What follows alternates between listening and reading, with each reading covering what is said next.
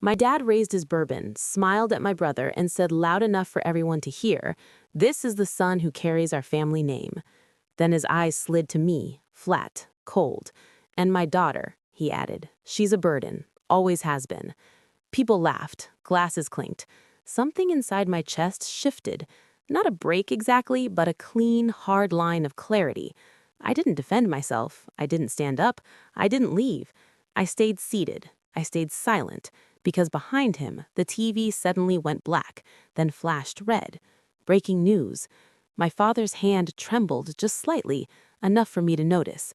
And that was the moment I understood that tonight wasn't going to end the way any of them thought. My name is Marina Hale. I'm 34 years old, and I work in national defense strategy. Not the kind of job you explain at family dinners, the kind you summarize with, "I help plan operations most people never hear about." To anyone outside our family, the Hale name looked polished: discipline, tradition, status. Inside the family, the rules were simpler. Grant shined, I stayed useful. We were gathered at my parents' house just outside Asheville, North Carolina, the same place I grew up, a neighborhood filled with porches, dogwood trees, and people who smiled wide enough to cover whatever they didn't want to admit. July heat pressed against the windows, thick and unmoving. The table overflowed with food that looked nicer than it tasted, all arranged just right by my mom, as if symmetry could keep the peace. Grant sat near my dad, relaxed, telling stories that improved every time he opened his mouth. People leaned in, they laughed, they admired him. He wore a fitted shirt with rolled sleeves, casual but calculated. I sat near the end of the table, same seat as always. My dad believed families were like companies. Someone had to lead, someone had to be the face. Grant fit that perfectly. Public relations job, charming smile, effortless presence. And me? Quiet, observant, the one who listened instead of spoke, the one who sent money home without being asked, the one who covered gaps, handled crises, solved problems no one else even knew existed. I told myself that was what family meant, carrying weight without demanding credit. My mom hovered between the kitchen and the table, refilling drinks, avoiding eye contact when the conversation drifted toward me. She wasn't unkind, she was careful. Silence was how she survived.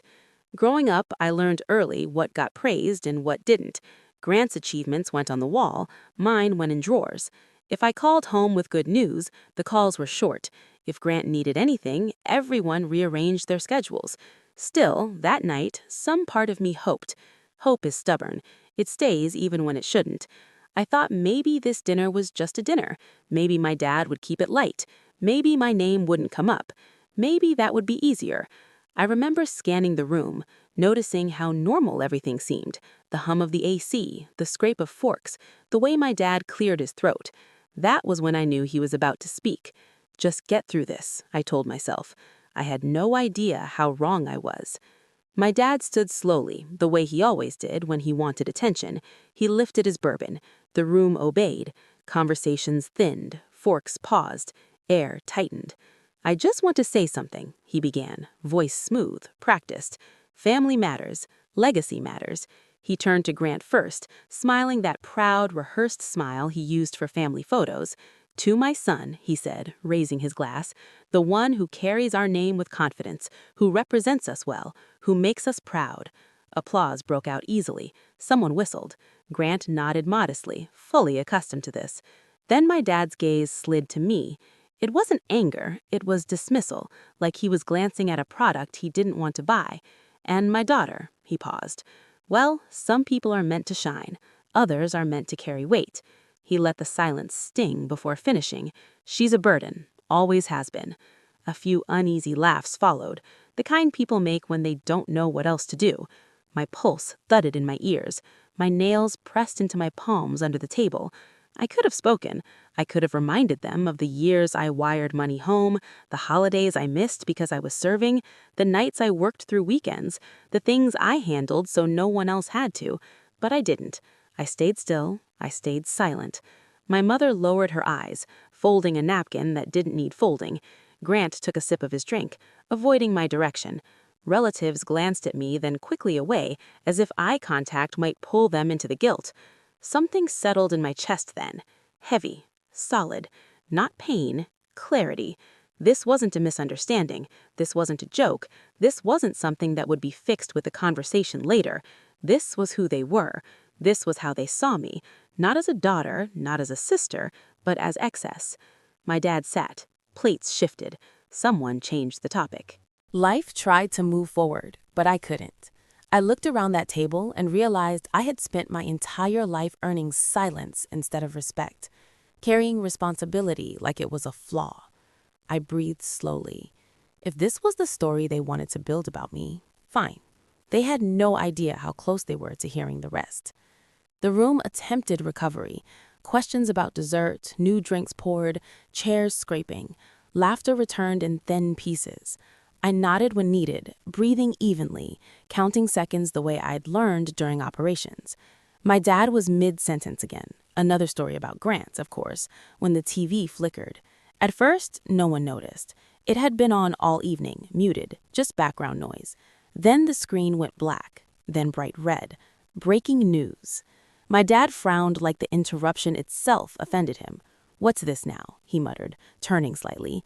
The anchor's lips moved silently, but the urgency was unmistakable. Someone reached for the remote. Too late. As the volume rose, my mind drifted. Not to revenge, not to pride, but to memory. To years of sending money home, to bills I covered without being asked, to nights I debated calling, only to hear about Grant again. To the boxes in the attic labeled with my name in someone else's handwriting, stuffed with certificates and uniforms no one displayed. I thought of all the times I'd told myself, just get through it. The anchor took a breath. The room felt the shift before the sound came. Bodies leaned. My dad's fingers tightened around his glass. "Breaking news from Washington," the anchor said.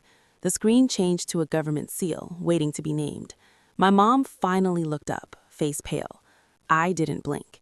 The anchor glanced at their notes, and that was when certainty hit me. This wasn't luck. This wasn't timing. This was the moment everything they thought they knew about me was about to collapse. The anchor said my name, slowly, clearly. Marina Hale, 34. The room froze. My dad's bourbon glass tapped the plate, a small, nervous click too loud in the silence. A red banner crawled across the bottom of the screen. Breaking news. The camera cut to an official portrait. Me, in uniform, focused, serious. No smile, no staging, just truth. Marina Hale, 34, has been promoted to Brigadier General. The room stopped breathing. No one spoke. Grant's color drained as if someone unplugged him. His mouth opened, then closed, then opened again without sound. He stared at the TV, then at me, then back at the screen, like the words might rearrange themselves into something less threatening. My mother pushed her chair back too fast. It screeched against the floor. She gripped the table with both hands, eyes wide, like she needed the wood to steady her. My father blinked hard once, twice, jaw tight. Then he said, "That can't be right." He didn't say it with confusion. He said it like an accusation, like the universe had broken a rule without asking him. The anchor kept talking, calm, steady, explaining the promotion, but leaving out sensitive details, saying only enough to make it real. Leadership under pressure, exceptional service, strategic judgment, the kind of praise that doesn't come from charm or storytelling, it comes from results. I stayed seated, hands folded in my lap. I didn't smile. I didn't stand. I didn't look around for approval. I knew better. Pride becomes a target in rooms like this. My father finally turned toward me, eyes sharp with disbelief. "Why wouldn't you tell your family?" I met his stare evenly. "I didn't think you'd be interested." The sentence landed like a blade, clean, final. My mother whispered, "Marina, sweetie, why didn't you say something?" I looked at her and felt something old and aching shift in my ribs. "Because," I said quietly, every time I tried, the conversation turned into one about Grant. Grant flinched. "That's not fair," he said, too fast, too defensive. My father leaned forward, attempting to salvage control, voice clipped.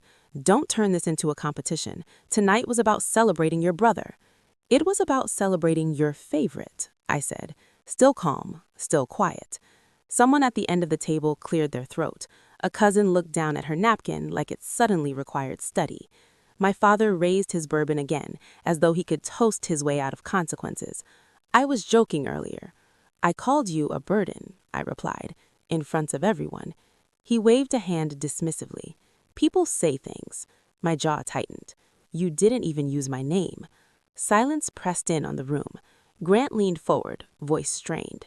If you wanted attention, you could have just said so. This is embarrassing. That word, that was the one that mattered to him. Not what my father said, not what it took for me to get where I am, just how it looked. I stood, slow, steady. My chair whispered against the floor. Every eye followed me, hungry and uncomfortable at the same time. I didn't come for attention, I said. Grant scoffed. Then why are you making a scene? I looked around the table. Faces pretending not to stare, hands hovering near phones, the whole room waiting for me to either beg or explode. I'm not making a scene, I said.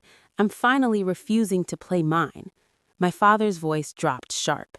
You think a title makes you better than us? No, I said, but it proves you were wrong about me.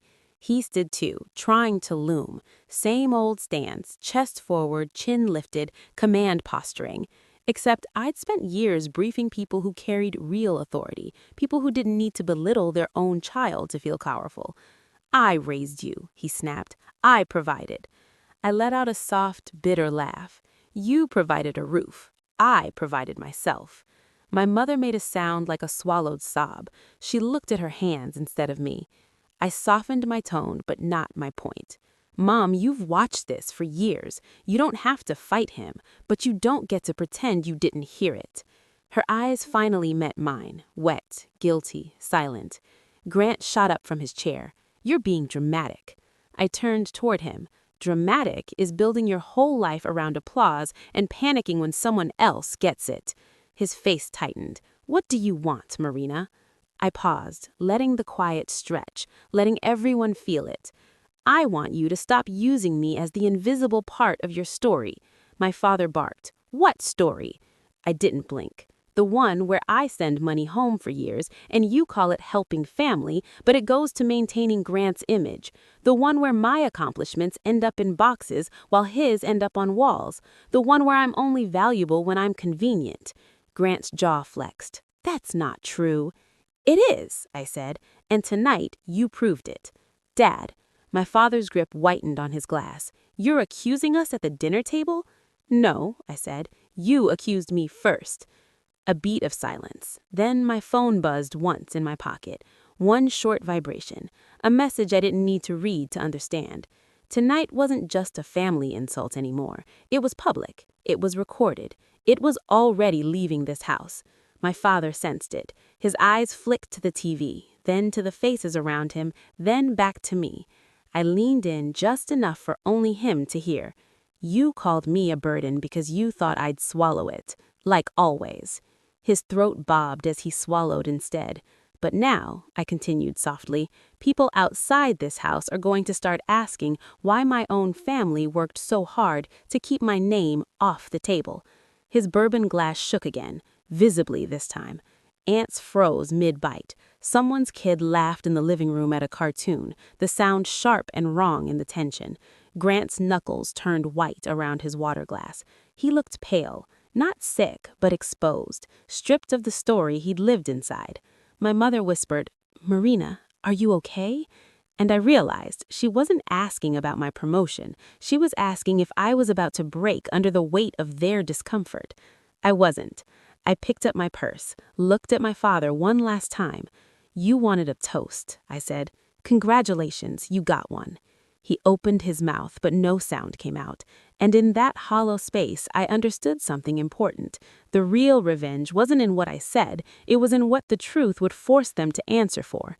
The dinner ended without anyone declaring it over. Plates sat half-eaten, dessert lever made it out of the kitchen. People murmured excuses, stood abruptly, gathered keys, remembered early mornings and long drives. No one stopped me as I walked down the hall. The house felt smaller than it had an hour earlier, dimmer, like something had been unplugged. Outside, the night air smelled like cut grass and cool earth. I stood on the porch a moment, listening to the door click shut behind me, soft, final. In the days that followed, things unraveled quietly. No shouting, no apologies, just distance. Calls went unanswered, messages unreturned. The family group chat went silent, like a room people avoided walking through. My father didn't reach out, neither did Grant. And for the first time in my life, I didn't chase them. At work, nothing changed. Meetings started on time, decisions carried weight, people listened. The difference was internal. I wasn't bracing anymore. I didn't shrink before entering rooms that never asked me to shrink in the first place.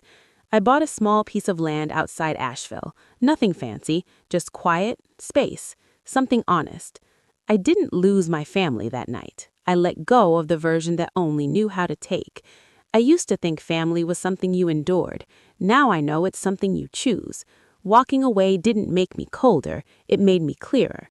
If you've ever been silenced, minimized, or treated like a burden by the people who were supposed to love you, hear me. You're not weak, and you're not alone. Your truth doesn't need permission. If this story resonated with you, make sure to like the video, subscribe to the channel, share it with someone who needs it, and drop your thoughts or your own lesson in the comments below.